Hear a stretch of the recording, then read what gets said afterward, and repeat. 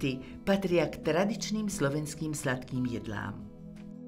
Na prípravu cesta potrebujeme 500 g hladkej múky, 1 balíček sušeného droždia Dr. Oetker, štipku soli, 80 g cukru, 1 balíček vanilínového cukru Dr. Oetker, štvrť litra vlažného mlieka, 100 g rozpusteného vychladnutého masla alebo margarínu, nastrúhanú kôru z polovice chemicky neošetreného citróna a 1 vajce.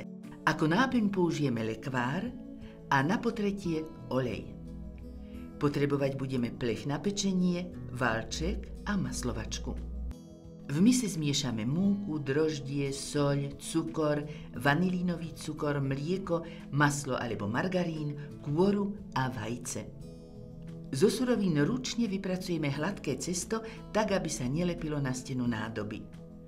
Povrch cesta zaprášime múkou, zakrieme utierkou a necháme na teplom mieste 50 až 60 minút vykysnúť. Na pomúčenej doske potom vykysnuté cesto rozvaľkáme asi na výšku 1 cm a rozkrájame na štvorčeky približne 6x6 cm.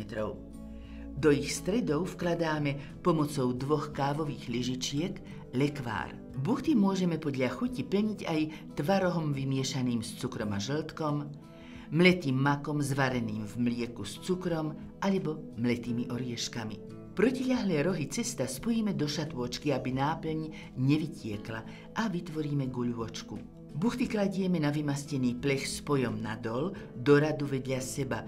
Dôležité je, aby sme všetky strany cesta potreli olejom, inak by sa buchty po upečení nedali od seba oddeliť.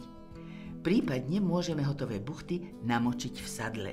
Vložíme do predhriatej rúry a pečieme. Pri pečení vždy rešpektujeme skúsenosti s vlastnou rúrou. Buchty po vychladnutí posypeme práškovým cukrom.